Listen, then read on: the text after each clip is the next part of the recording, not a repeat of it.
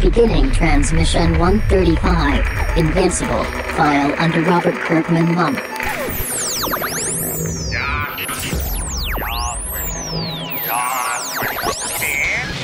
on, you fuckers think that just because a guy reads comics he can't start some shit? I'll fucking take all you want! Welcome to this week's episode of the Funny Books and Firewater podcast. 面白い本と歌手ポッドキャストの今週のエピソードへようこそ。 Ignore her.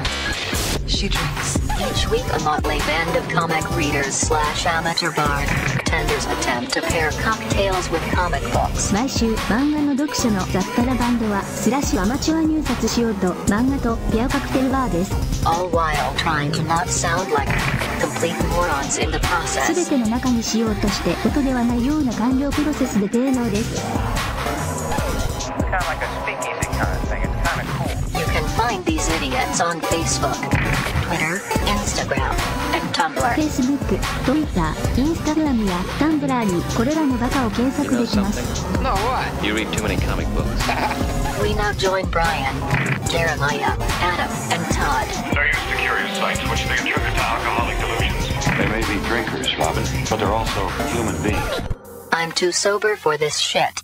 Here is a drinking game to play while you listen to this episode. Please drink responsibly, and don't take it too seriously. And if you don't like it, blame William.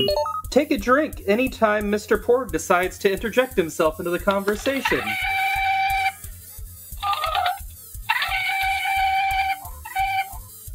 Shut up, Porg. You need to take a drink anytime Manny Bothands makes an appearance, and I get groans and fuck yous from Adam and Maya. Fuck Manny Bothan! Manny Bothan is pure genius. Take a drink anytime someone refers to me as the cum dumpster. Take a drink every time the Shame Bell makes an appearance. Shame! Also, take a drink anytime we act like the member berries from South Park. Remember when they were on South Park? I remember. Yeah, and take a drink every time we do the bad German accent, yeah. Drink, fucker! If you have any suggestions for rules you would like to add, email us at funnybooksandfirewater@gmail.com or use the contact link on our website, funnybooksandfirewater.com. Speaking of bluegrass, have you ever heard of The Devil Makes Three? No. I've heard of a Devil's Threesome. That's a drinking game. It's a drinking game, apparently. Liars. That's right. See, the gay version of that is called a spit roast. Oh, okay. I thought it was a daisy chain. No, that's what made me into a cum dumpster. Oh, is it daisy chain? Yes. No, but so Devil Makes Three, they were like a punk rock band, and then it didn't really work out, so they became a bluegrass band. And Was it just unplugged? no, it's like they actually changed up the whole sound, but it's cool because the bass player is a chick, and she's got this really cool on her chest tattoo of a cow skull. Mm-hmm. Like the horns go down her arms, and then she plays a stand-up bass. Cool. So they're really fun to watch. If you ever had a chance, I think they're actually coming here. They just did, but they're really, really good. I have some friends in a local band that's called Aloha from Hell. That's sort of a punk band version of like a Hawaiian. Like they went sort of like more like Hawaiian ukulele oriented, but they're still sort of a punk band. So welcome to the Bluegrass podcast. That is correct. Cool. Mm-hmm. Hey, and welcome to episode 135 of the Funny Books and Firewater podcast. Hooray! This week we are continuing on our month of Robert Kirkman books. Happy birthday, Robert Kirkman. With Invincible, which was my gateway drug into comic books, and also our special guest I know has a very strong fondness for this book as well. Panel intro. Starting with people who have way cool jobs, we have Mr. Todd. Yeah, my cool job. Yeah, what's really cool about the job, though, is it pays my bills. And that's exactly. Awesome. So, go adulting well, I suppose, Yay. Right? Adulting. So, hey, I'm Todd. I'm here, a panelist on the Funny Books and Firewater podcast. You can also catch me on English Class Hooligans with our own cat herder himself, Brian, and my better half, Amy. Which also means we need to schedule that recording session soon, by the way. Yes, we do. So, we do. It also means I need to finish the book. Yeah. It's not that long. It's not. I just haven't had time. What are you doing? Frankenstein. It's October. Well, when you hear this, it's November, but we're recording ahead of time, so that one's the one that's behind. We need to get ahead on that one, especially since there's a new panelist coming through who will be very loud and not very well read. So sure. Yeah, that's true, huh? Yeah, that'll be happening. But the new panelist's opinion will be heard. Oh, I'm sure hers will be. She will not be stifled. No. Still trying to figure out the name. My most recent one I sent by that got shot down, though, was Cleopatra. Ooh, I like it. You know... Why not Adam Eve? No Bible names. There you go. No Bible names. ATOM. Like from the book. No Bible names. So, yeah, I don't want any Jewish names. I don't want any Bible names. And Cleopatra, kind of like the first feminist. What about Nefertiti? Nefertiti? Yeah, but then you get Nefertiti and... I was going to say... Well, eventually she will have those. Right. That's the problem with kids' names, though, is you, like, as an adult, you're like, okay, that name will be fine, but you have to also be concerned about, like, what shit they're going to get as a child. Right, you know and you're going to have cute little kids' names, but you're like... Who wants a... Without knowing people's names, I hear, like... Buttercup. You have Buttercup, but then you have, like, your Princess Lacey, Buttercup? Macy, JC, Tinley, Finley, Renly, Kinley. I mean... Those names are stupid. So, speaking of funny names, when I was in high school, my Bible teacher, back when I was a good boy, always had people make fun of his name when he was a kid, so when he was going to have his kid, he wanted to make sure he would name them something they couldn't get made fun of. So he decided to name his son Ren. Ren and Stimpy debuted on TV 6 months after his son was born. Yeah, that's terrible. That's just horrible timing. So we go through, but my other trick is I've got a mouthful of a last name that has 10 letters long, multisyllabic. Cleopatra is too much because it doesn't go well with the last name. It's a full sentence, what that is. You know, it's more than, it's more than a Hemingway sentence. I mean, we're verging on, like, Hugo, like, shit. It's true. So, but yeah, all right. Hey, I'm Todd. Hello. Speaking of Victor Hugo length, we have Mr. Adam. All right. I've got girth, not length. We'll just say that. Oh, okay. Hey, what's up, everyone?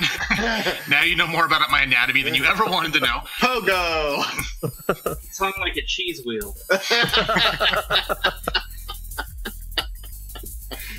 It's like those little 8-ounce Pepsi cans. There you go. No, I'm just kidding. Actually, that's not how it's like. Hey, what's up? I'm the reviews editor and film critic for Big Shiny Robots. You can also find me on the Bored as Hell podcast with Andy Wilson. Hi, Andy. Hi, everybody. Also over on Cinema Queens with our good friend Chris Stout. Hi, Chris. And as always, curating our Grindr Scruff and Tights with a Z account. Also, if you want to follow me on social media, you can find me on Twitter at Sithbot, SITHBOT _. Yeah, the underscore at the end of it because someone else had already stolen Sithbot, hadn't they?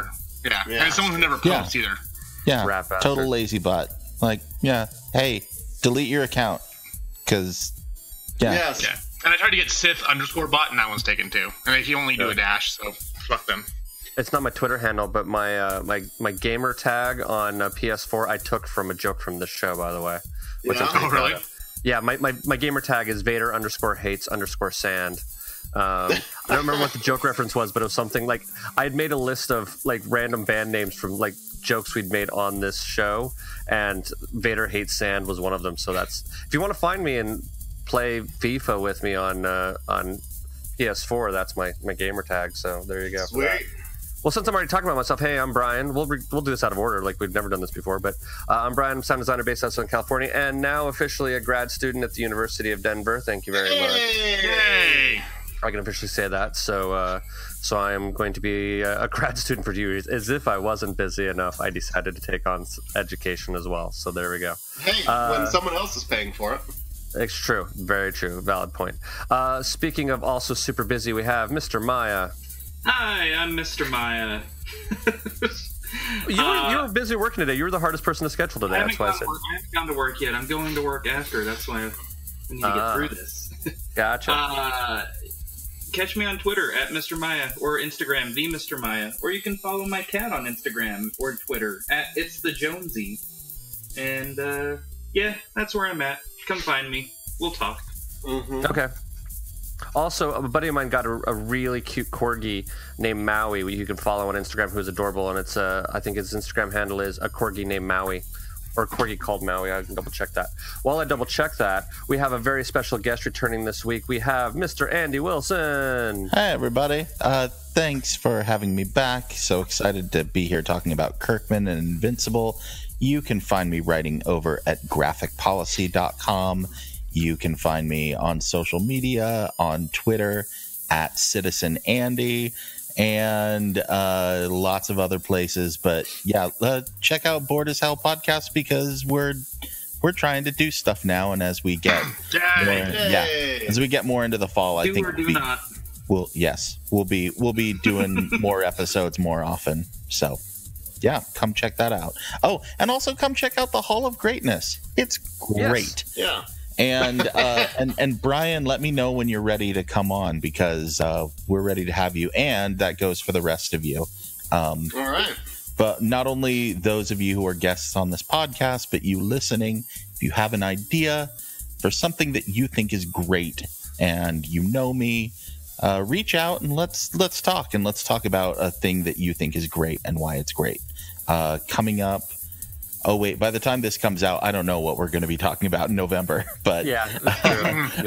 But yeah. What did you talk about in the past? Oh, well, one of our best episodes is the Mount Rushmore of rock and roll, of who are the greatest rock and roll bands, who are the 4 you'd put up on Rushmore. And it devolves into a discussion about sexism and racism, which gets very interesting.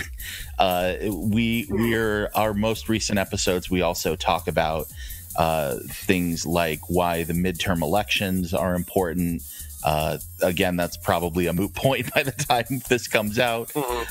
We also do a feature where we bring you a triptych of music that's 3 interrelated pictures. Think of it kind of like a flight of whiskeys or beer. 3 interrelated songs or movies that we take from a given artist, and we've done everything from Steven Spielberg to 9 Inch Nails, and we're just all over the place talking about things that we love, asking ourselves the 3 songs that are their best, their most representative, and the one that you think of first. So come check that out at the Hall of Greatness. It's a lot of fun. I don't know if this really applies, but there's a weird thing. It's not a song I would necessarily say that I really love, but there are 3 very, very different versions of it that I like, all of the different versions of it, which is the song Personal Jesus. I can think of 3 really great versions of it. I know that there's a 4th one that I think is okay, because there's the original, there is the Johnny Cash version, and then there's a lesser known. It's on the final album of Gravity Kills. That one's good.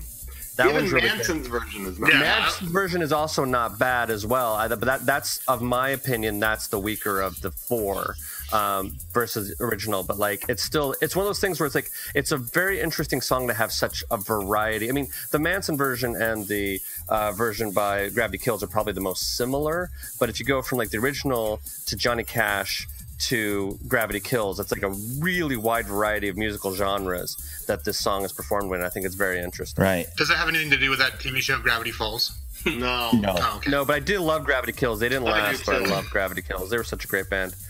Like, good middle of the road industrial band. Like, you know what I mean? Like an industrial band that your mom could probably listen to a little bit. No. To a weird certain extent. Sure. But no, their last album, Superstar, your was one of my love of favorites. Gravity Kills. So yes, Todd is also there. I think you also dug Stabbing Westward quite a bit as well, which was kind of their in a last similar album genre. was a regret, but there's a lot of good stuff with Stabbing Westward. But anyway, there you go. There's a mid-90s industrial music hour for you. And to clarify, it is my buddy's dog. It is a freaking adorable puppy. It is a.corgi.named.maui. So go follow that cute little puppy. It's ridiculous how adorable that dog is. It's disgusting. Book intro. So yeah, this week we are doing Invincible. Basically, this is Kirkman's sort of ode to the love of the superhero genre. It's about a kid named Mark whose dad is actually a superhero named Omni-Man, and he is hoping that at some point in time he will get his powers when he hits puberty. And the book sort of starts when he starts to get his powers and he starts to become a superhero, and you sort of get a little bit of what that building of your own identity as a superhero kind of is. And he has his first team up with his dad, and like it's very much a love letter to superhero books, and also eventually gets into some, like, not in this particular issue, but in the long run of it, and I'm sure Andy can test this, gets into some definitely heavier issues about what being a superhero means and things like that. Myification. Well, so Todd, what would you classify this book as? You know, it's definitely it's your superhero teenager. Teenager is a superhero. This is the I'm Not Spider-Man book. Did you go with wish fulfillment? Yeah, there's wish fulfillment sitting in there, and it's, I mean, you very much nailed it on the head. It's like the ode to the thing there. So there are a lot of ways this guy is, it's following the Spider-Man mold. Because if you take the idea of you have Spider-Man going on, and it's this kid in high school, and his things going on, and so he's got the high school relationships with the heavier things going on. It's the Spider-Man superhero arc. So this is how this classify starts out. So if you like Spider-Man, this is the book for you. That's not Spider-Man. That's wish fulfillment, high school things, pressures of living up to your parents, and being rich. Being rich. Yeah, that's a very long classification. If you were to put that in a bookstore, that'd be a very specific section. What's your elevator pitch? My elevator pitch? We don't have the rights to Spider-Man. Let's do something just like it. Okay. Yeah. Drinking game. Mr. Todd, what is your drinking game? So my drinking game is, I'm sorry, I just had to go off and save some people. You were saying? Every time the Omni-Man is having a mid-conversation and for a frame or two, he disappears and then he comes back. You should take a drink. Which is a very similar drinking game to mine, but mine applies to other people as well. Now you see me, now you don't. Every time someone disappears and then reappears quickly, take a drink. Similar, but slightly different. Mr. Andy, what is your drinking game rule? Yeah. My drinking game rule is Logo Man. Anytime you see a logo for a corporation that is very obviously a stand-in for another well-known corporation, take a drink.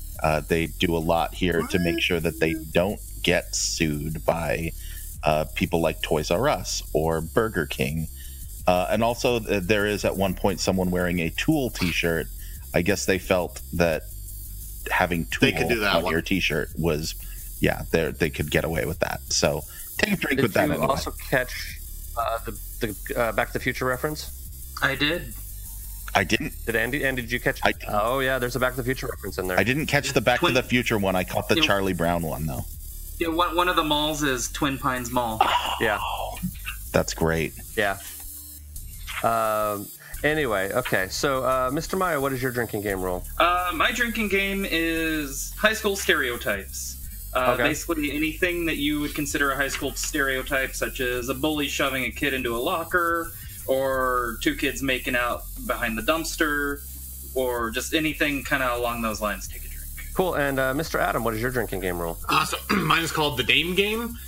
Anytime they say a superhero's name. Okay.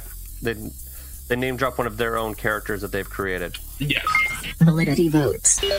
So let's jump into votes as to whether or not we believe that it is worth you, our dear listeners, hard-earned time, money, and effort to go and read this book. Mr. Adam, what is your vote? Yes, definitely. Mr. Todd? Yes. Mr. Andy? Yes, with an asterisk. Okay, what's the asterisk? The asterisk is, I think this is a really poor representation of what Invincible becomes. I agree with that. I can see that. I will agree with Andy on that yes, I love Invincible in the long run, and this was one of my gateway drugs, but the book becomes far more than what this book represents it to be. And Mr. Maya, what is your vote? I also say yes. Okay. Playlist.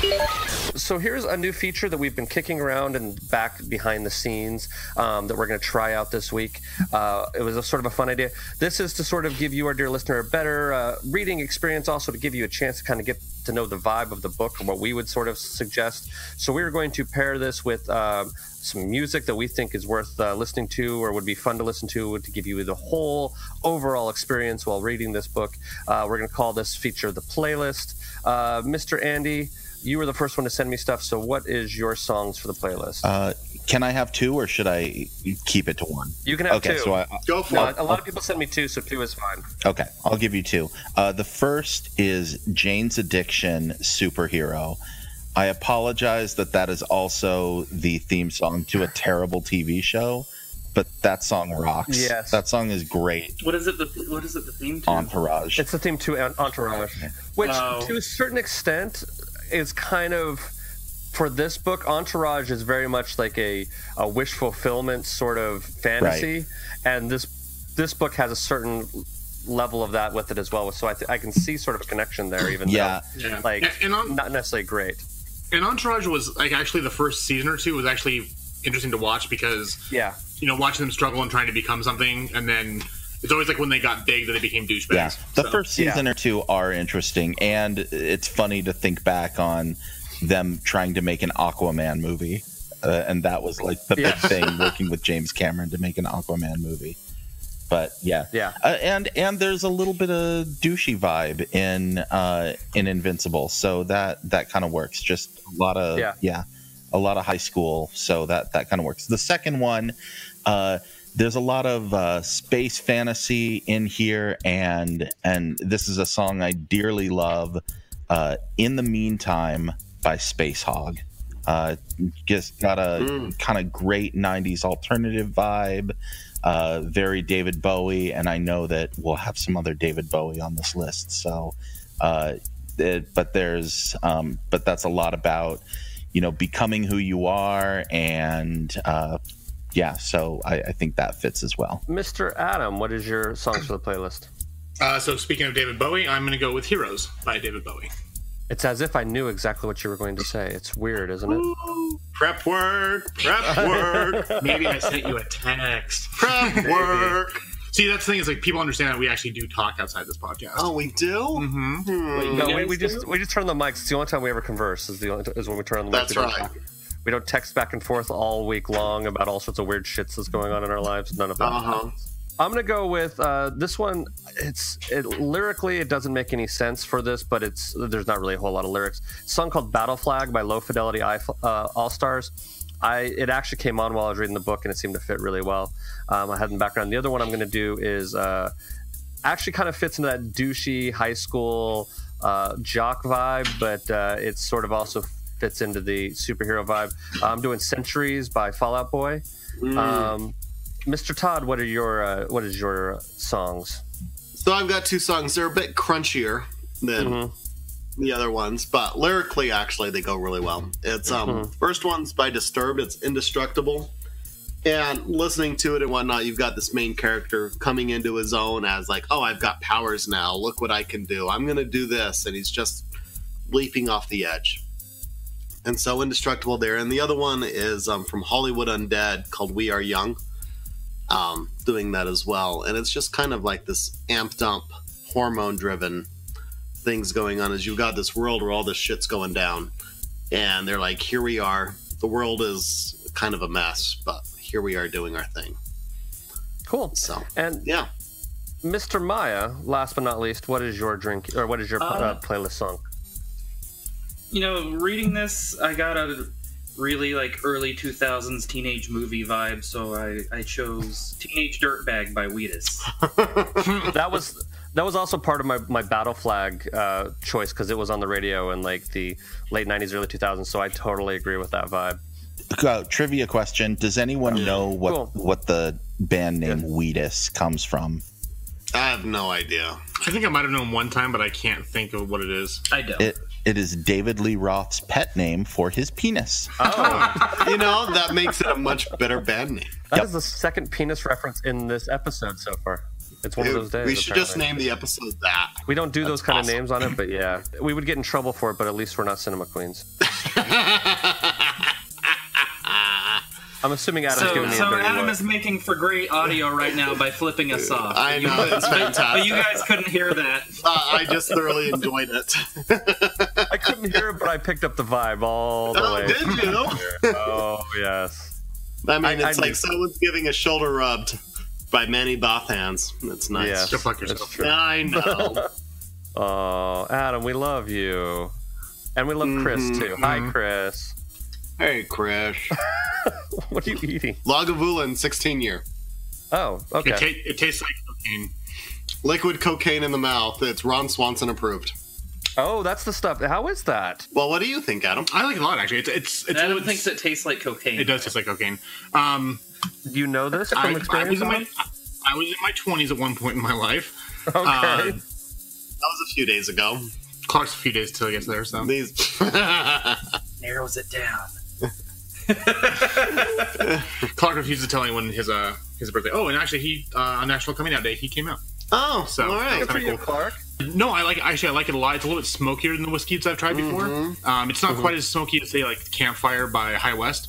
But it definitely has more of that taste. But it's really smooth and it tastes delicious. But it's also, really just peaty. like Adam. Peaty, yeah. It is quite peaty. Just like Adam. I'm kind of hairy, so. It's also definitely not something you'd want to go and like shoot. You want to kind of savor it and take small sips. So yeah.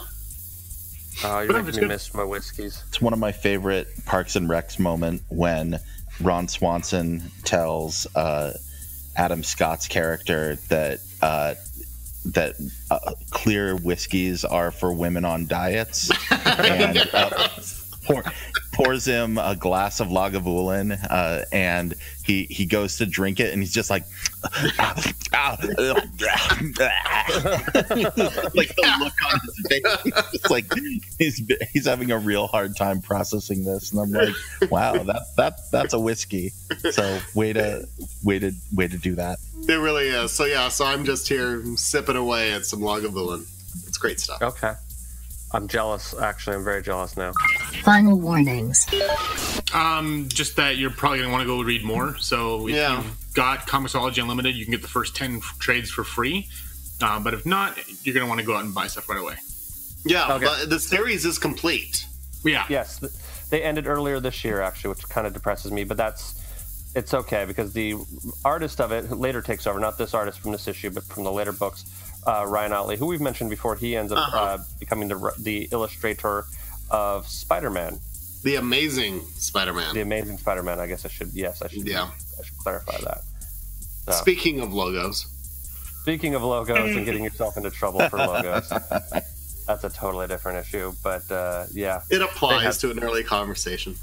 It does, and they had that press release on lockdown. They knew exactly what they were doing. But, So anyway, well, cool. So this is the time which we will give you a little chance to go and read the book. We all recommend that you read it. Do it. And we're warning you now, you're going to become addicted and want to read more of it. So I guess that's definitely a sign of something. And then when you get back, we're going to be spoiling the living crap out of it. So just so you're forewarned, not that there's a whole ton to spoil in this book. There's not like a lot of plot twists or anything like that, but it's a pretty straightforward book. It is pretty straightforward. Setting up the universe. So, question as we go into it: when is Robert Kirkman convoluted, or is he pretty much straightforward in most of his stuff? That's an interesting thing. We'll get to it. Yeah, I mean, I would say okay. Yeah, let's think about it. We'll think about it while during the break. Okay. Yeah. Cool. Let's think about it. So we will see you on the flip side while we think about those things. All right. If you have yet to read this week's book and would like to read it now, press pause. Go ahead. We'll wait. At Push My Buttons Podcast, you can get all the gaming news, as well as information on latest releases and game reviews. You can also watch us play some of your favorite games, everything from Sonic the Hedgehog to God of War, on YouTube and Twitch. Follow us on all the social media and listen on all of your favorite apps. Just search for Push My Buttons Podcast.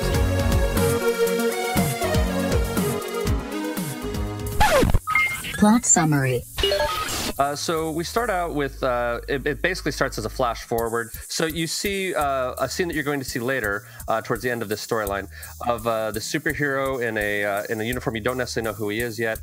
He is throwing a person with a bomb strapped to them and throwing them so they explode, and then he lands in the snow. We then get 4 months earlier with a nice little masturbation joke of this mom saying, if you keep doing that, you're going to have a heart attack, while he's reading a comic book in the bathroom. And so it's this, this kid and his mom in a normal morning before he goes to school, except for the only difference is he asks where his dad is, and his mom doesn't know. And then he sees on the TV that his dad is fighting a giant dragon in, I think, Taipei or Taiwan. And you realize, okay, that's his dad. So he goes about his day in school. His friends invite him to go hang out, and he's like, no, sorry, I have to go work at school, or have to go to work at the burger place. He's throwing the trash outside, and all of a sudden he launches that bag like a motherfucker, and it flies, and he realizes, I'm finally getting my powers, and he's really excited. Dad shows up to dinner. They sort of discuss. He tells his dad that he finally has his powers, and he starts experimenting with the powers and starts starting and stopping a little crime. But he's dressed more like a bank robber than anything else, so his dad takes him to get his actual first official uniform. He starts out with one that his dad had used when he was a kid. A bully is picking on a kid in a hallway, so he of course steps up to him and ends up like smashing the shit out of him into the lockers. The principal pulls him aside and says, hey, I don't want you getting into trouble. Then there is a bank robbery, which he stops and basically introduces himself. So then we flash to his father telling him his entire origin story, which, spoiler alert for the future, is partially a lie. I'm just going to tell you that now. Where his father is actually from a different planet, and they were basically trying to colonize and spread their peace amongst the world. Yeah, basically their peaceful thing. And so he basically signed up to be part of this interplanetary Peace Corps, and that's why he ended up here, ended up falling in love with his mom, then had a kid, blah, blah, blah, blah. So Mark is bored. He goes out flying in his pajamas. He ends up running into a guy trying to steal some stuff. He gets into a little fight with them, and then he ends up with the teen squad showing up to help out. Finds out that one of the members of the teen squad is a girl that goes to school with him, so they start hanging out and having fun. They go on patrol together. She, as he's sort of talking to her, she has to remind him, oh, by the way, I'm dating the robot guy, so there is some sexual tension that will be building up there. So they are continuing to try to hunt down this guy who was robbing before. Teen Squad eventually hunts them all down. And then there's a guy who wakes up at the Twin Pines Mall, and he has a bomb strapped to his chest. And it's a student who, if you pay attention, we will later find out the student was asked to stay after class with his school there. And so anyway, they go through. Mark finds out and realizes that all of these students that are getting bombs attached to them are from his school. He quits his job as a at the burger joint. He's afraid of how he's going to tell his father, and his father eventually says, well, now that you're a superhero, you can probably quit your part-time job, which also implies that his dad totally knew what was up anyway. So he teams up with his dad for an adventure. They're fighting all these aliens, and his dad gets sucked into a portal at the last minute, and they don't see him for quite a while, but Mark ends up making it home in time for supper. Last chapter, Mark is hanging out with she's not dating the robot, she's dating the guy named Rex. But anyway, so you see Rex and Adam Eve, who is the girl he went to school with. I don't think I mentioned that beforehand. They're having a nice little romantic, like a little kiss when they show up from doing stuff. So Mark and Adam Eve are trying to do the decoding of the what the supervillains are doing and why, whatever why the bombs keep showing up at it. And then suddenly they realize, oh, it's their science teacher has been the one who's been doing this. Science teacher gives up himself really pretty quickly. And then we flash to the scene we saw at the very beginning of the book, of Mark basically throwing the science teacher as a bomb, and he explodes. He's now sort of he's definitely committed suicide. Mark comes back, has dinner with his family, and basically Mark and his dad both talk about all the things that they did that day. And then of course his mom is just like, well, that's nice, so this is just another normal day in the life of what is that family's last name? Grayson? Grayson. The Grayson's household, saving the day and making it home in time for supper. Did I miss anything there? No, that's pretty much it. Analysis. Cool. Well, so Todd, what is you had a definite thought about the convolution of Robert Kirkman, or lack thereof. What is your thoughts on that? Well, what's interesting with this, I haven't read a ton of Robert Kirkman. Previously, we have done Battle Pope, which I really enjoyed. The biggest criticism of Battle Pope is it's all surface and there was nothing deeper. Yeah. So, as fun as Battle Pope does, it was just a kiddie pool of material he was working with. Mm-hmm. As you're watching this right here, at least on surface level, it seems to be how much deeper is it? It's like, oh, here's a kid. Dad's a superhero. He's hoping to become a superhero himself one day. It's starting to happen as you're watching through the steps. Is the story quite linear? even though there is a slight flashback of his dad telling of his time, but it's still there. So it's a very linear story. There's bits and pieces in there you can catch, but it's not, is there more layers and depth, I guess is begging the question. And does this happen with Kirkman, or is he just a very by the book, by the numbers storyteller? I think, and Andy, maybe you have an opinion on this or whether or not, but my opinion of it is I think what's ended up happening is that we've started out in Kirkman in chronological order, and I think what's happened is that he has developed as a writer while writing, I think, in particular, Invincible and Walking Dead, and doing these longer runs of those, and I think he's developed more as a writer and gotten more depth into it. Specifically, I think in The Walking Dead, it gets significantly in depth and has a lot of social commentary to it, which is what makes it interesting, because it's more about social groups and how different people interact, and there's a lot of characters being juggled when you get into that later. I don't know if the book we're going to read, because we're reading the first volume of it, if that's going to reflect that. In fact, I don't think it will. But the interesting thing about reading, because this is Invincible, like, one, having read it over the course of 10 years, I've definitely seen a growth and an evolution, but I can see where, having only read Battle Pope and Invincible, you would think, okay, there really is nothing deeper on the surface. I think you might be surprised when we get to Outcast, because that's something that he's written more recently, and has significantly more depth and backstory that he's sort of hiding, but that's bubbling underneath the surface. And there's a lot more maturity to the writing there. So I think that's one of the other interesting things about reading Invincible and Walking Dead from the beginning, is you can actually sort of watch the maturity grow of a writer, which is kind of interesting as well. I agree. Yeah. And I think, I mean, I don't think Kirkman is as deep as some of the other people out there in comics. He's no Bendis. Yeah, or even Fraction, or a bunch of other people who sometimes write stuff that just blows my mind and really weave some cool social commentary in there. But Kirkman's kind of a medium level guy. He's not just surface, but with this, it's like he has to set up the basic architecture of the universe in order to later subvert that and change it. And I think that's what he's really doing here. So yeah, it seems really textbook, but it's because he kind of has to. The Beatles had to put out Please Please Me before they could make Rubber Soul and Sgt. Pepper's. So, and I mean, and part of it was they had to prepare their audience, and part of it was they had to prepare themselves as artists as well. And I think that's kind of what you see in both of these situations. Right. Not to say that Kirkman is the Beatles of comic books, because no, not fly. But there is a growth that you can see in him as a writer, and I think that this is the beginning of it. And so I think, as much as I thought it was kind of fun to do things in chronological order, it may not have been fair to him as his writing style. But I don't know if there was like a spot like mid Invincible to jump in on, you know what I mean, to be able to read something a little bit later. There probably is, if I think about it really hard, or if I went back and reread it all. But it's sort of hard off the top of my head to say, oh yeah, we jump in on Trade 15, and that's a really good storyline that we can do on its own, Sure. But yeah. So okay. I mean, okay then, Todd. So this being sort of your first experiences with Kirkman, what are your thoughts on this? As even with Battle Pope and everything, things story-wise and the geography of it, it's really easy to follow, and it's going through, and he's got some wonderful beats in there. I think one of my things that made me laugh out loud first was basically when his dad went, it's like, I've got a guy for superhero suits. Yeah. And I don't know if this came out before the original Incredibles did or not. It might be the same era, but it was around the same time, but I think this might Great minds think alike. Yeah. There's no issues there. Great minds think alike, but I've got a guy for that. And he's like, what is this costume? He's like, well, if you come up with a name, I can do something better. And the fact that his costume looks like the lowercase I is kind of awesome.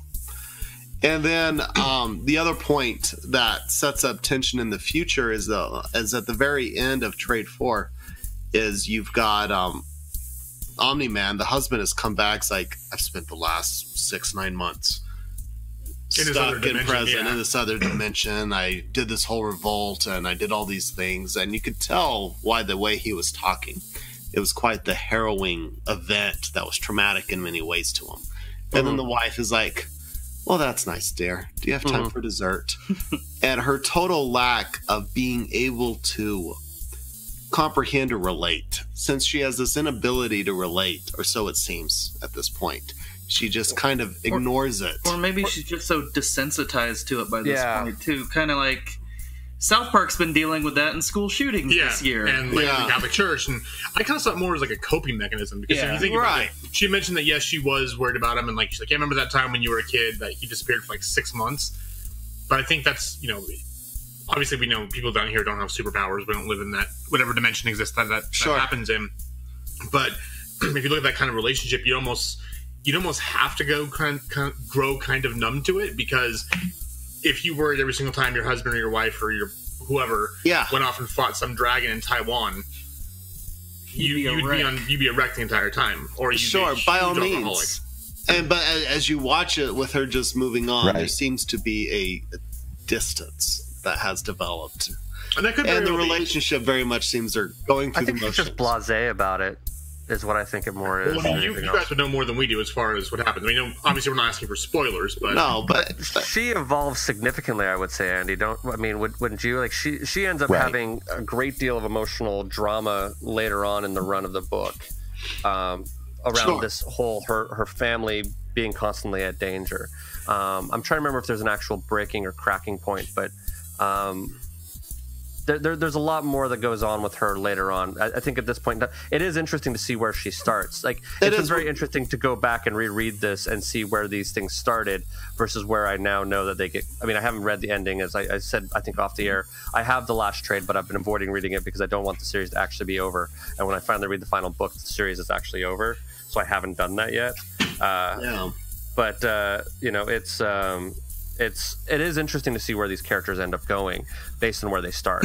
Right. And Adam, I see a great parallel here to a film we've both just seen that has now been out for several weeks by the time you hear this, First Man, that the way that Claire Foy's character as Neil Armstrong's wife Janet has to compartmentalize and deal with, you know, the fact that her husband is a superhero.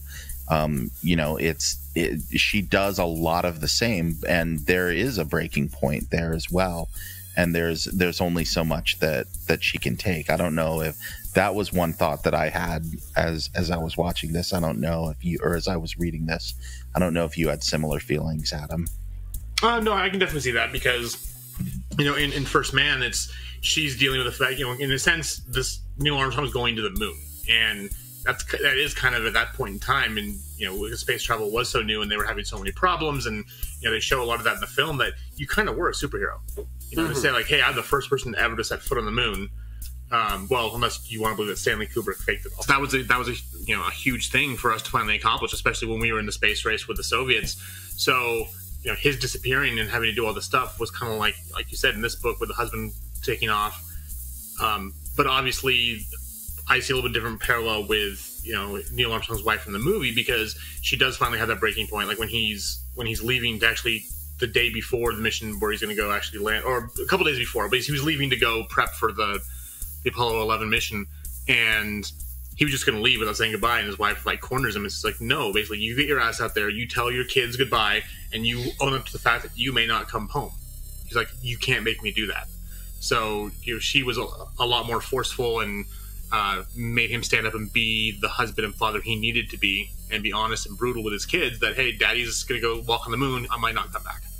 Right. And again, maybe like, you know, you were saying, Brian, that the in this book she does evolve a lot, so maybe that happens going forward. But with this one, I just kind of see it as like, you know, I'm used to this. You know, it's like, oh, you're just going to your work. You know, love you, honey. Another day. Just another day at the office. You know, battling monsters in other dimensions. See, and to me, at the end of it, that just felt the difference in attitude. He just really kind of bared his soul at the moment of what he was going on, and she's just like, whatever, dessert time. And that kind of left me with a hollow, cold feeling between those two. That's what I found quite interesting. Yeah, I mean, it may have been that. I also, I mean, I wonder if the intention was to try to make it just seem like this was a commonplace experience. Sure. And is it so common? And then how does one relate? Sometimes you see people that have such coming from such vastly different viewpoints. It's like, what do they talk about? What is their commonality? Most relationships are based upon a commonality of mutual gratitude and respect. Is how things progress and maintain. But if you don't have that commonality, or you lose that, what is there? Mm-hmm. So yeah, I gotcha. What are other people's thoughts on this? Maya, I haven't heard a whole ton from you. I mean, there really isn't much to add on to. I thought it was a kind of by the numbers like Battle Pope, except I tended to enjoy this one a little more. The way it was written, I'm a sucker for, like, you know, high school, teenage drama. Would you say? Boys. Yeah, that too. And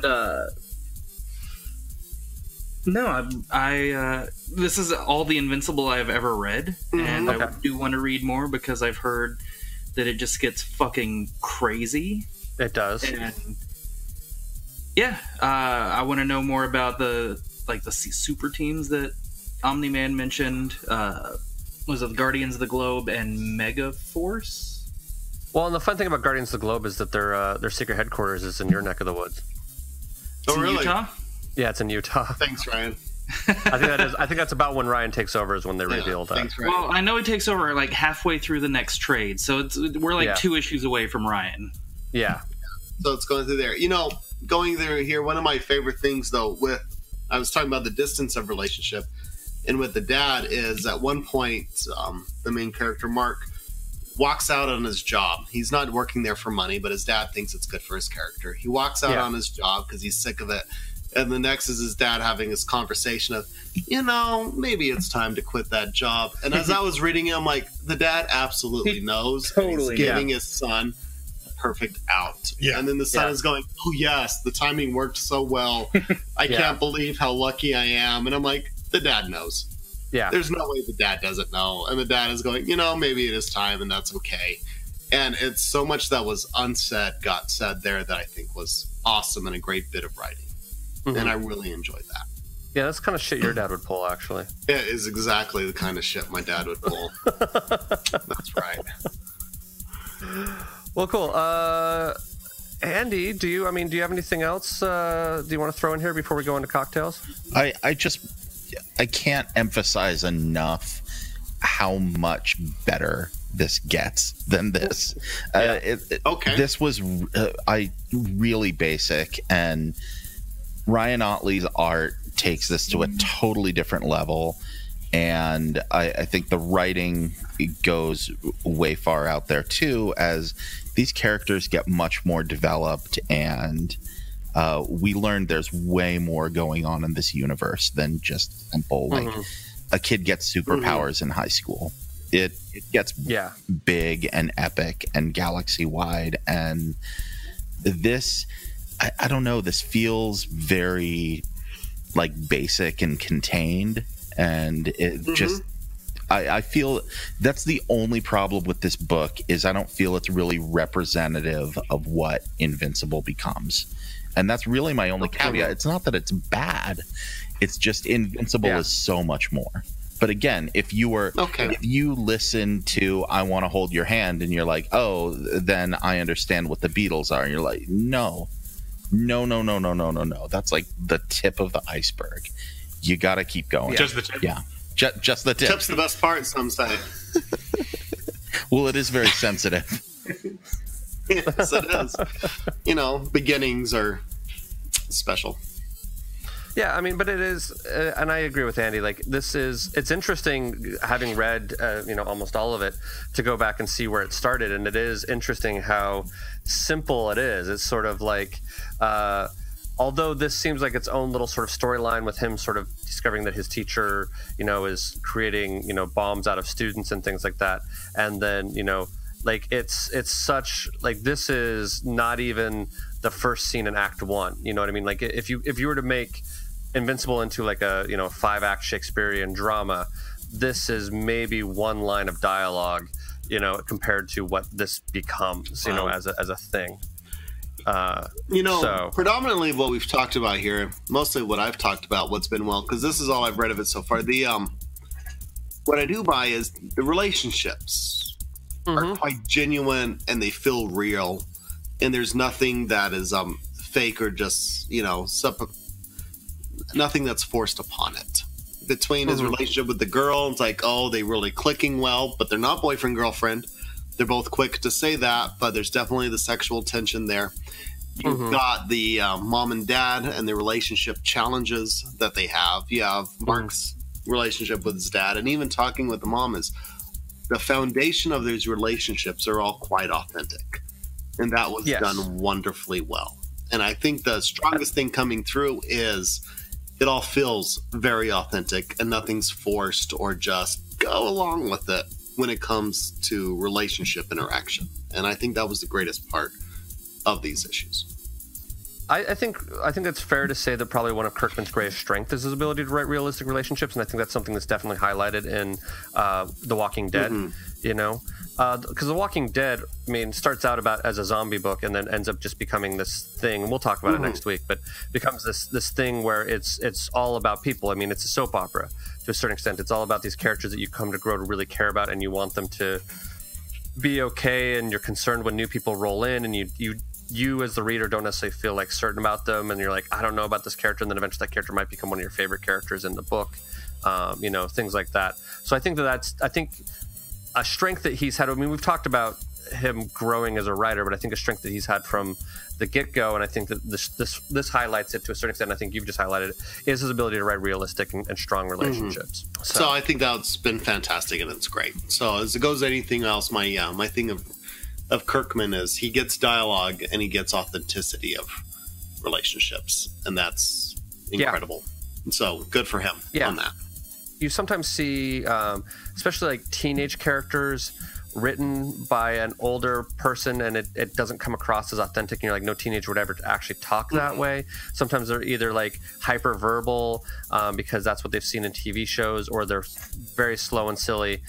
This one I felt like really got that. I think the voice in the characters is very authentic, and I think that's something that should be commended as well. No, the voice is great. And even with talking about the art here, we've talked about how Ryan elevates it to the next level, but it's not to say anything here is bad on the art side of things. Even at the end of it, you've got this whole sequence of him talking to his wife of where he's been, and her face just stays this unflinching, unchanging, oh yeah, well, let's talk about dessert. That could have been played off art-wise in several different ways and drastically changed the tone. And the fact that it was held really informs so much. This is the same artist as Battle Pope, right? Is it? I can find that really fast. Hold on. Is it Corey Walker? I actually just got pulled up. Corey Walker is the artist.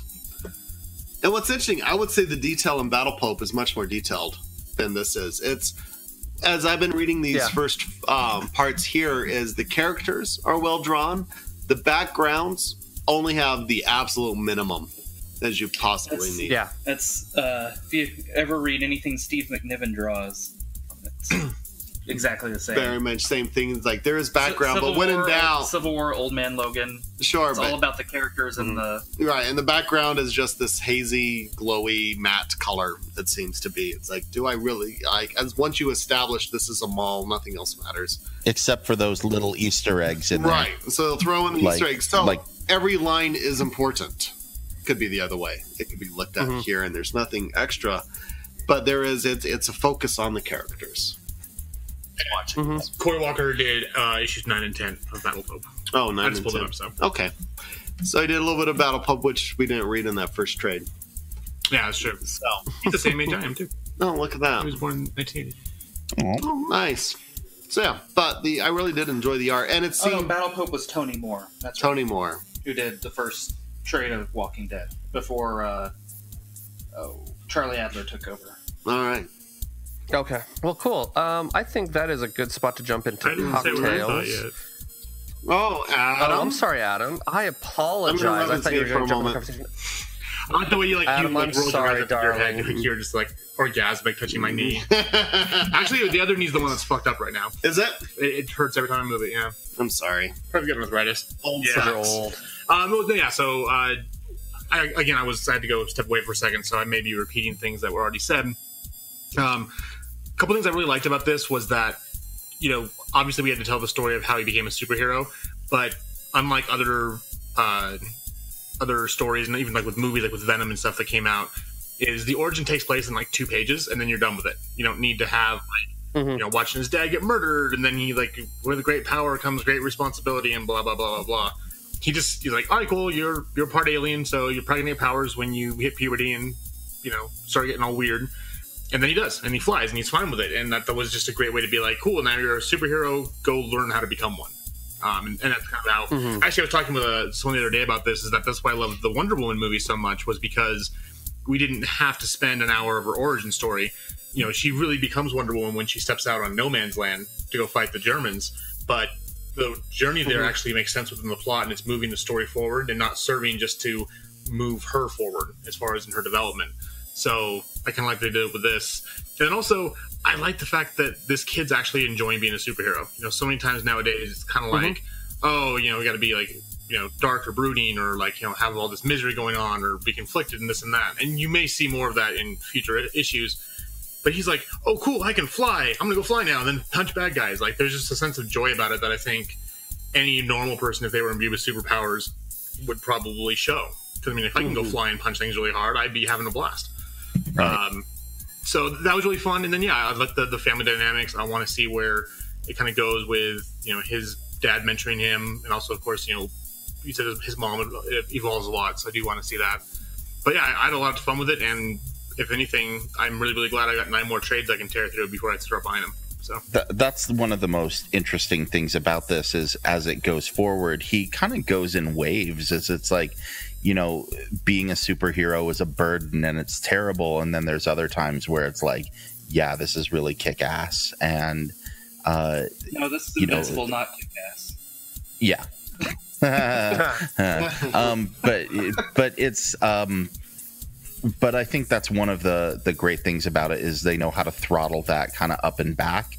And Invincible as like an entire run never got too dark for me, and like was able to come back to some of that happiness that otherwise we would have never have gotten. Whereas The Walking Dead, that's just a slog all the time. So, although it's a slog I enjoy, but yes, that's a totally different issue. The thing I would say also about is when he does sort of have a darker, brooding sort of idea, it's not about being a superhero. It's all about how it affects his personal life. It's all about trying to have a normal life as well as being a superhero, and that's really where the focus is. I don't recall, maybe Andy, you can remember a sequence, but I don't recall a sequence where he ever really regrets being a superhero. Like, he doesn't regret what he does. No. He just wishes that there wasn't a catastrophe all the time so that he could have a slightly more normal life. Right. Yeah, I agree with that. And there's some points in time where, for very logical reasons within the plot, he develops some trust issues with certain groups of people. But that's a totally different issue as well. Apparently Kirkman had some issues with the government at a certain point in time, but that's a totally different thing too. And Adam, you actually didn't repeat a whole lot, to be honest with you. That was sort of all original, sort of good stuff. So I appreciate that. Does anybody else, before I cut somebody off, and I feel terrible that I've forgotten somebody, does anybody else have anything they want to add before we go into cocktails? I had a really good poop. I'm glad. I want to point out the Charlie Brown cameo at the Twin Pines Mall. Did anyone else see this? Go look for which part of it is it in. It sounds like I think I remember seeing that. I'm trying to remember what it was. It's the page where they go to the Twin Pines Mall and the guy wakes up on the bench and finds out he's got a bomb on him. In the panel immediately before that, you'll look at the page, the top of the page, you see the Twin Pines Mall. I see it. The second panel on the far left, you see this kid. It's totally Charlie Brown, and then you see him walk by. And he has his tag sticking out of his shirt when he walks by. So there's 3 long panels or sideways panels. He is on the middle panel, he is on the far left side, and then he's on the far right side on the next panel as the guy's just about to wake up. So when he's still sitting on the bench, just before he wakes up at the bottom of the page, you can totally catch him. That's funny. I did not catch that. It's a little weird bald kid with a yellow shirt and a black stripe on it. It was just so out of place. I'm like, wait a minute, that's Charlie Brown. The honest fact of it, That's too, Charlie though, is Brown. looking at it, I feel like, and I don't know if this is just because it's a Twin Pines Mall thing, but in the same panel where you first see Charlie Brown looking up, if you look at the left-hand side, or the right-hand side, that looks similar to the jacket that Marty McFly wears in Back to the Future 2. Like, very similar.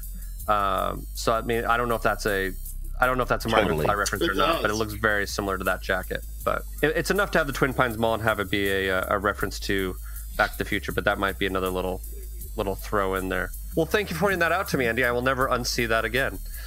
There it is. So, there you go. There's your Charlie Brown reference. Cocktails. Mr. Todd, what is your cocktail? Mine is called the Invincible Hairy Navel. Okay. So, this first 4 issues are talking about the guy becoming a man, a superhero and whatnot. And when you're becoming a man and whatnot, and you're doing your first forays into drinking, it seems the fuzzy navel always makes an appearance. So it's quite the juvenile, boozy drink. Yeah. And makes you feel invincible. So I think it all fits for that. All right, so your basic fuzzy navel is equal parts peach schnapps along with orange juice. Mm-hmm. So for this drink here, you're going to want 4 ounces of peach schnapps and 4 ounces of orange juice. But to make the Invincible Hairy Navel, to do a traditional hairy navel is you add some vodka to it. But instead, we're going to be adding tequila. So what you're going to have to do is add an ounce and a half of your Cabo Wabo Añejo tequila to this thing. So it just kind of kicks it up a notch. Because whenever you drink tequila, especially when you're young and dumb and stupid and you're, an invincible little guy, it's like, oh yeah, well come on in and drink some tequila and life will be great and awesome because I'm amazing before you realize otherwise. Yeah, the Invincible Hairy Navel. Okay. In honor of Mark. And you're just pouring that all into a glass? Just put it in a little Collins glass, like a lowball glass right there. Don't add ice. Don't do anything like that. Just mix them together, and you use a spoon to mix it around. You don't want to add any extra air to it, so shaking the shit out of it is not apropos. Okay.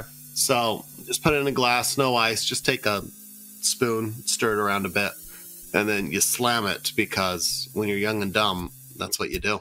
Young, dumb, and full of cum? That's right. Or hoping to be. After the podcast. That's right. It takes the hairy navel to get there. Okie dokie. Well, Mr. Adam, what is your cocktail?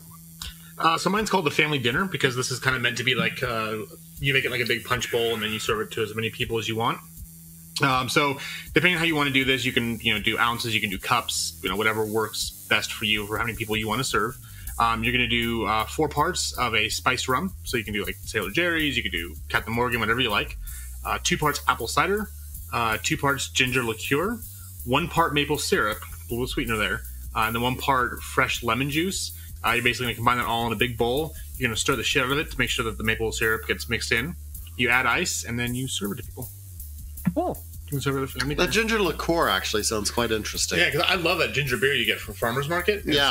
So the ginger liqueur just sounds like it'd be like really like nice, kind of zesty, kind of punch you in the nose. Yeah, and that one actually sounds quite good. Yeah.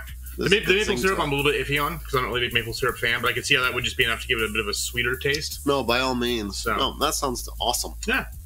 Cool. Mine I'm calling Global Crisis. It was actually a drink called Global Warming, but I changed it ever so slightly to a different type of Global Crisis. It is 2 ounces of rum, 1 ounce of lemon juice, a half teaspoon of activated charcoal, 1 chunk of dry ice, and you add sugar to taste. You pour all the ingredients into a goblet over dry ice. Serve as the black smoke begins to billow over the cup's edge, which basically is the drink black? Well, the charcoal, the activated charcoal and the dry ice will create like a black smoke. Is that what it's doing? That charcoal? Yeah. Okay. So, and then Mr. Maya, what is your cocktail? Yeah, so mine's calling it the Robot Iced Tea, named after the robot on the super team. I can't remember what they're called, or if they even said what their team name was. I think they're called like the Teen Team or something. The Teen Team. Yeah. The Teen Team. Yeah. But in a highball glass with ice, you're going to build your drink in this order. 3/4 of an ounce of vodka, 3/4 of an ounce of gin, 3/4 of an ounce of triple sec, 3/4 of an ounce of rum, 1 ounce of bourbon whiskey, 2 ounces of sweet and sour mix, and topping it off with 1 ounce of wild turkey. And then you're going to add lemons to taste. Good hell, man. Lemons to taste. I would just be smashed after drinking that. I've seen the videos. You know, I am so glad that the worst I was ever smashed was actually a Long Island Extra Stiff at a Bloodhound Gang concert. And this is when the Moto Razor first generation was out. There was a video of me in very compromising positions. I'm glad Facebook wasn't around. Mr. Andy, what is your drinking or mocktail, I should say? Yeah, mine, like Adam's, is a punch bowl recipe. It is the Adam Eve pink drink. Pretty simple. Take a 48-ounce can of pineapple juice, 1 cup of pink lemonade mix, like your Country Time lemonade mix, and mix that together in a big old punch bowl. Add 2 liters of Sprite, 7-Up, whatever your favorite lemon lime beverage is, and then get some frozen raspberry sherbet and take like 3 or 4 big scoops of that and put them in there as your ice, and serve that up and have some fun. Apparently, this is a traditional drink served at baby showers, so none of us have probably ever had it, although many of our significant others may have at various baby showers, but I'm told it's very good. So it sounds great. Okay. Yeah. Parting thoughts.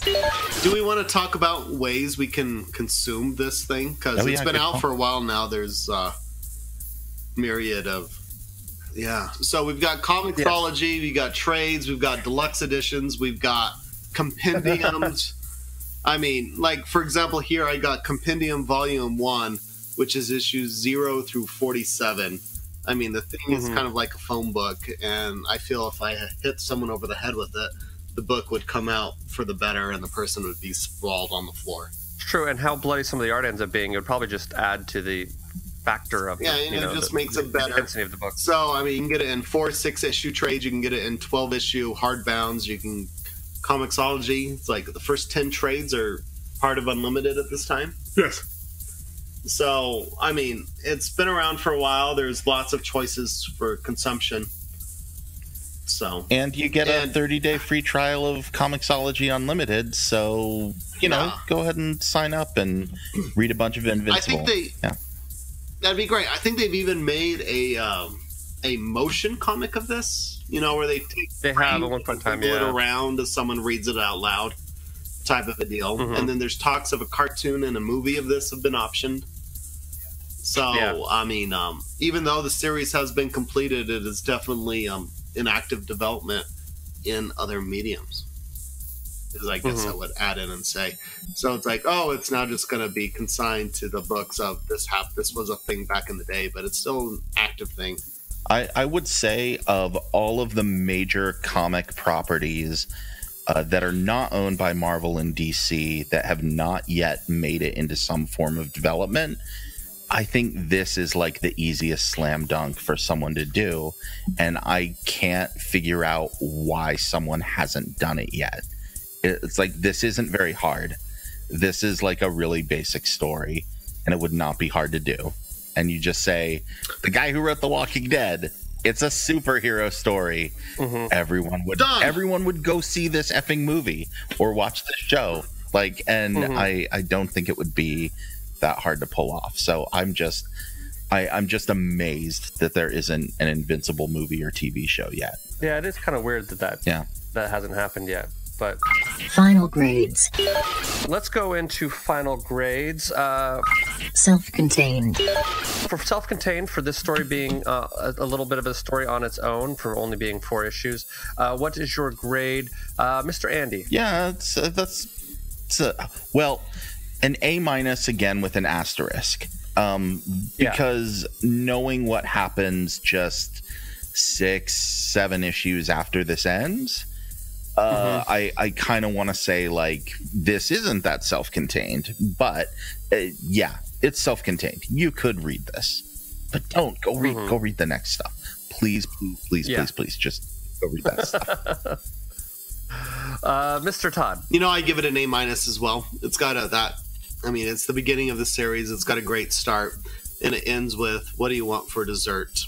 And it feels very episodic and self-contained as an episodic event at this time. So it gets an A-. Yeah. Cool. Mr. Adam. I'm going to go with an A just because, as far as the story goes, it wraps up nicely, but also makes you wonder what's going to happen next. And, obviously you guys have read it, what does come next, but as someone coming in brand new to the series, it worked really well for me. Cool. Mr. Maya. I'm also going to give it an A, because if I were to just base it on these 4 issues alone and nothing else, because we're just talking about this trade, I'm going to give it an A. I wasn't lost. It's a self-contained story. And I will also give it an A for self-contained. Writing grade. For writing, for Mr. Kirkman, I'm going to go with an A-, mainly based on the fact that, I think this is good on its own, but I know where he eventually evolves into, and I know this is not his best work yet, but eventually will probably become some of his best work over the course of the series. Mr. Maya, what is your grade? I'll give the writing a B+, just because I've read much better Kirkman than this, so yeah, we'll give it a B+. I know what he's capable of, and this didn't quite hit that. Cool. Mr. Todd. I give it a B+. He absolutely nailed the relationships. The story itself for these first 4 trades was fine. So. Okay. Mr. Andy. Yeah, B. Same deal, and I feel maybe I'm being a little unfair grading on a curve, not only of what Kirkman's capable of, but of what this book is capable of. There were a couple little times where I think I'm just like, what are you doing here? Like, for some reason, Mark is complaining about the cafeteria food. Like, okay, yeah, I get it. It's the cafeteria food's bad. Haha. But, like, I just know there's better stuff coming, and but overall, it's good, and it's a good story. So maybe I'm being a little harsh, but B. Mr. Adam. I'll go with an A-. This is only the second Kirkman book I've ever read. It was definitely a step up from Battle of Pope. And I really enjoyed it. So. Art grade. For art, for Corey Walker, what is your grade, Mr. Adam? I'll go with an A- again. I mean, the colors are bright. It was fun. It was penciled well. That being said, though, I am a huge Ryan Ottley fan, so I am excited to read more and get to the issues where he takes over, because I do like his art style better. Mr. Maya. I'm also going to stick with a B+ for this. It wasn't bad by any means, but it didn't knock my socks off. Mr. Todd. I'll give it a B-. I mean, the characters are fine. All the brushstrokes were there for the character portions. The backgrounds were rather lacking, all in all. It can definitely be a choice in and of itself. It also felt like someone trying to hit deadlines. So, okay, and that's part of the reason why I think. Don't quote me on this. I think that's why Otley took over. Oh, really? That's why. Well, that's why in Walking Dead, that's why Charlie Adler took over for Tony Moore, because Tony Moore meets deadlines. Tony Moore does not meet deadlines. That's why Charlie Adler took over. Charlie Adler can knock out like 3 issues in a month. Wow. Sure. And I'm gonna go with I'll go with a B. I'll go with a B. I'll just stick with a B for art. I'm the odd man out here. C. I did not. Oh, wow. I was just like, again, knowing Ryan Ottley's art and knowing how good it gets. It bugged me. This guy can't draw noses. The noses look so weird. And every time I looked at Mark or his dad's or his mom's or Adam Eve's face, I'm just like, that doesn't look right. And again, maybe I'm being too harsh knowing what I'm getting just a few issues later. But I was not a fan of the art here. That being said, oh my gosh, Invincible overall as a book, Ryan Ottley, A+. A+. There are splash pages from issue 100 that blow my mind and are some of the most beautiful comic art I've ever seen in my life. So I keep coming back to this. Maybe I'm being too mean on this, but I know what's coming, and it's so much better. Well, and now you pointed out the noses thing. I can't unsee it, and it's making me crazy so now. So what you need to figure out, what is the equivalent of the sock for the French painters for the nose? You know, because those painters couldn't draw feet to save their life. So what's their solution? Just put a sock on the foot. You have all these dead bodies splayed about in this great French artist work, and yet they're wearing socks. So we need to figure out what's the sock for the nose. No, put them in masks. Hey, there we go. Yeah, but then no one wears a mask in this, so but you do get that iconic like 70s porn stash on Invincible's dad. It was pretty great. Yeah. That's pretty cool. That's pretty iconic. And looking at it with the iconic, the Invincible's costume was very much detailed and designed in these first 4 issues. Agreed. And some of the cool things about this first trade is there is a lot of the development art, and looking at that, I think some of that is even better than what we got in the issue itself too.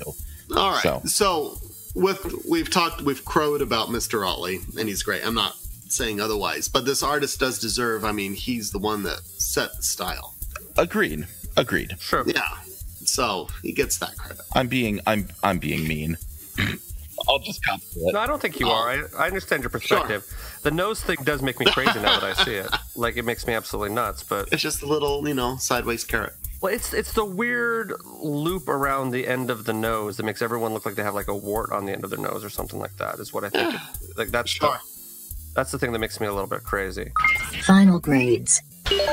For final grade for the overall book, what is your grade, Mr. Andy? Since I forgot your last time. B. B. I like it. Yeah, it's a good book.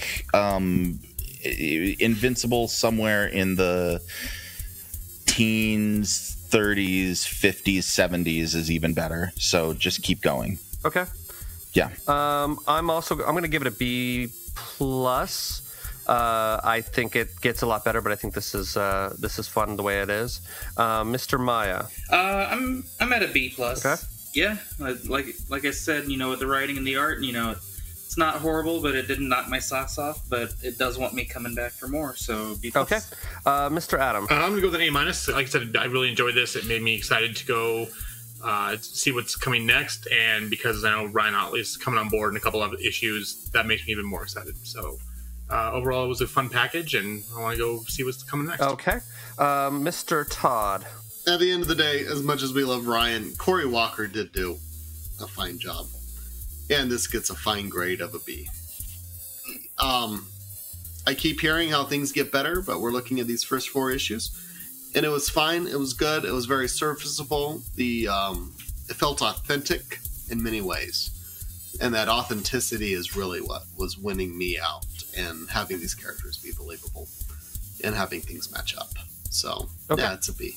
Even the villain, we didn't talk much about the villain, but you talk about his axe he had to grind, and I even get the axe he had to grind.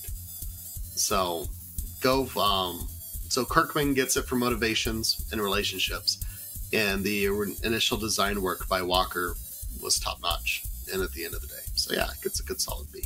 Grade point average. We're just barely under a B plus. We're at a 3.26, so I'm going to round up to a B plus average for our overall GPA. Next week on Funny Books on Firewater. Awesome. So next week we are going to be jumping into The Walking Dead. This first book will, for those of you who are fans of the TV show, will remind you a certain amount of the first series. Once again, like Invincible, it's a very different representation of where the book eventually ends up going, actually. It is far more simplistic than what eventually ends up evolving into, but there's still some great stuff in this. Andy, have you read Walking Dead? I have not all of it, but I have read. Okay.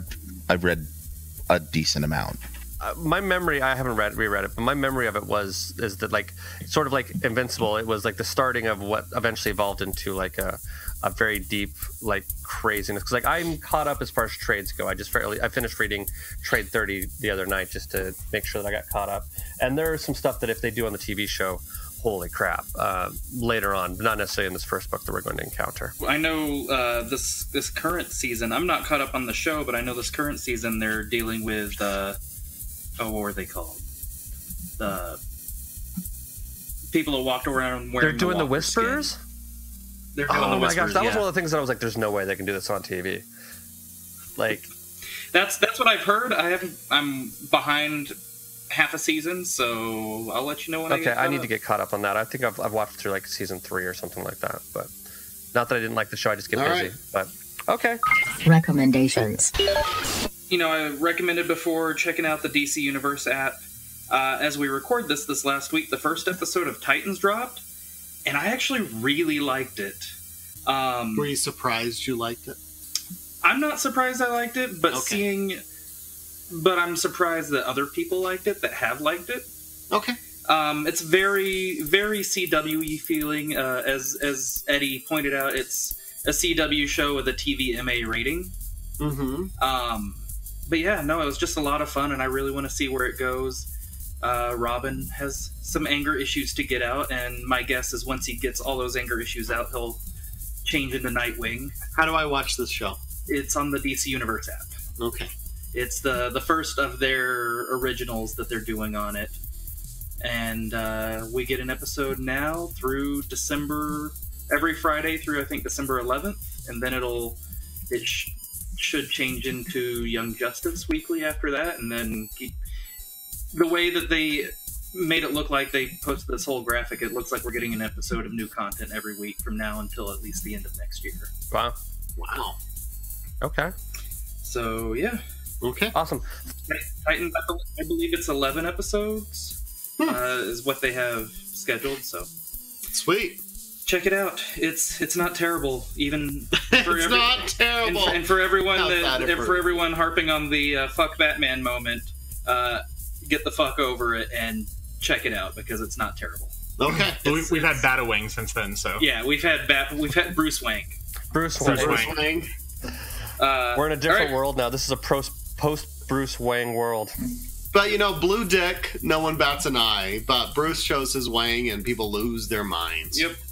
How it goes. All right. Bye. Bye. I had actual non-comic book fans ask me about Bruce Wayne's dick moment. And I was like, how did this become national news? Well, you know, he's circumcised now. Well, that's been answered. So, for everyone deeply wondering. Well, Mr. Circumcision, what's your recommendation? You know, on YouTube, I've been really getting into these video essays I've enjoyed lately. And there's one guy named Patrick H. Willem. And he's got this whole series of movies and other things or whatnot. And he's like, why I love Mission Impossible and why it's great. Or why James Cameron is great. Or The Last Jedi is great. And this is why. And he really goes quite detailed into all the things that makes them wonderful. And it's quite refreshing. And you go like, you know, you're absolutely right. It's someone that's had quite a bit of training in the art of cinema. But going through and explaining between camera shots and story beats and everything else of why he loves things so much, and it's enjoyable. He'll even said a lot of these things when he's saying why he's great, is his conceit for it is he's woken up his parents in the middle of the night on this YouTube channel, and it really is his parents, you find out later, and he's drinking a fifth of whiskey or whatever kind of booze there is and explaining why he loves Mission Impossible or Fast and the Furious so much. And the parents are like, dude, what are you doing? Yeah. And he's like, no, you need to understand, this thing is amazing. Mm-hmm. And he loves it so much, and he's expressing all the elements of why it's fantastic. And it's really worth a listen to. Patrick H. Willem is the channel on YouTube. Check it out. Willem. That's right. Okay. Mr. Adam, what do you have any recommendations? I think this week I'm good, so okay. I'll try something for next week. Okay, cool. Mr. Andy? I want to give a second to Titans. I enjoyed that quite a bit as well. And I love that we live in a universe where we can have both the Titans TV show that is TVMA and kind of dark, and Teen Titans Go to the movies.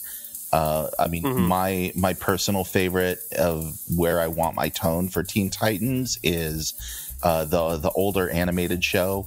I think they hit that really well, mixing the serious and the fun aspects. But I like that everything can exist on a spectrum, and it's all good. I give DC a lot of crap a lot of times for being very incoherent and having styles and tones all over the place. But at the same time, when I really sit back and think about it, I like all of these things. And you know, life's a buffet, and when you've got a streaming app from DC that has their comics and so many of their animated shows, you take the stuff that you like you pass on the stuff that you don't like, and you go back for seconds on the stuff you like even more.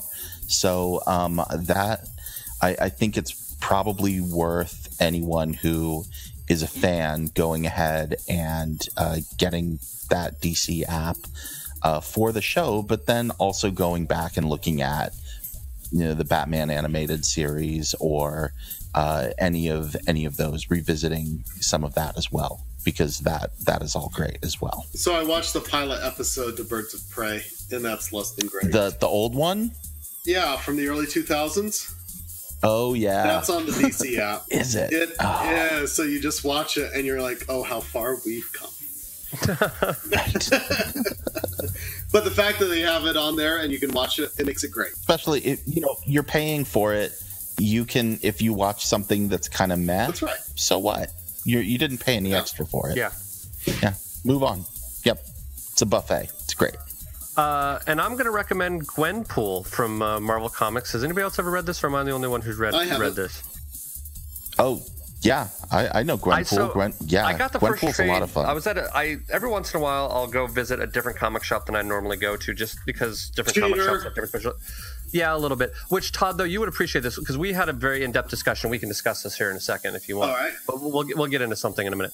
But so I stumbled onto Gwenpool. I hadn't normally seen it at my local comic shop, so I picked it up, and I loved the hell out of it. And to Adam's point earlier, where he said he didn't necessarily need a full origin story, or it was simplified.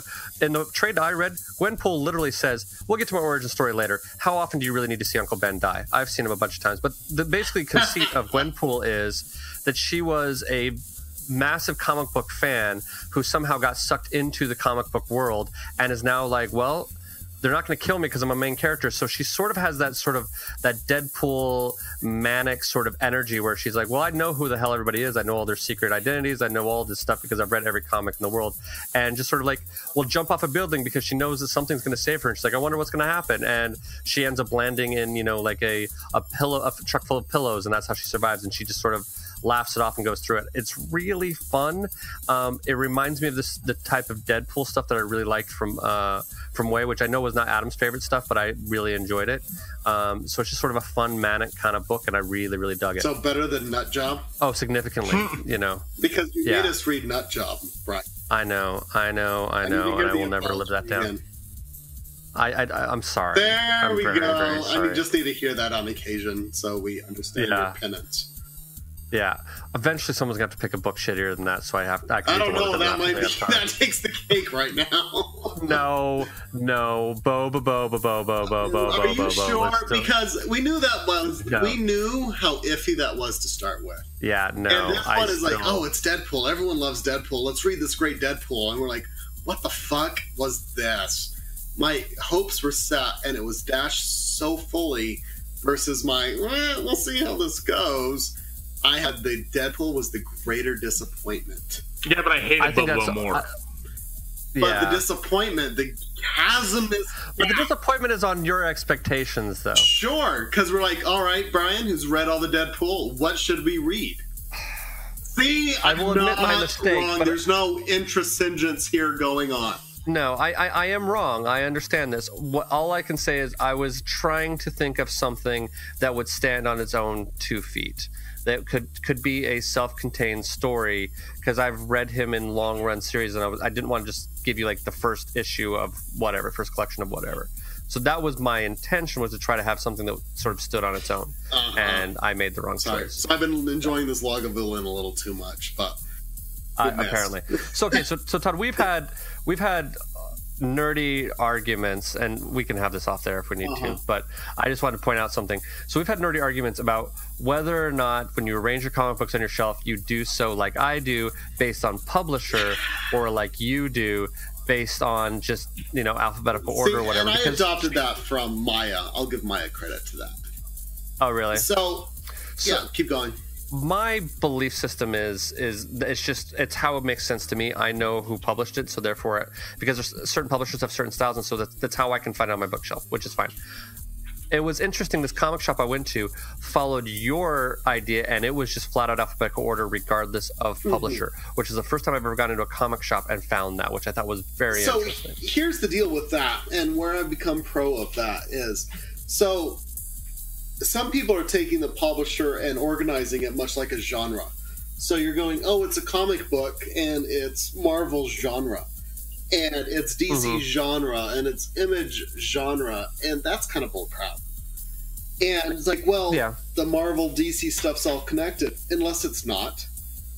And people are going, oh, I really like Batman. What else is DC? And it's like, oh, well, if you like Batman and you like DC, you should read Starfire. And nothing against Starfire, but is Starfire related to Batman? You know, kinda, not really. And it's better served. So if you get so heavy on the classification, things get lost. Or you're going, I know this starts with it's like a Dewey, it's like a misguided Dewey Decimal System, and you're putting with your Carlos Linnaeus of family, genus, class, species. I think you're putting the family in the wrong position, because you can go, this is part of a shared universe, so they're all kind of connected, but it's like saying DC is the mammal of the family, and DC can be the mammal, but Marvel's the mammal, and Invincible is the mammal, and separating it out and putting that ahead of the other thing is, I think, the big mistake.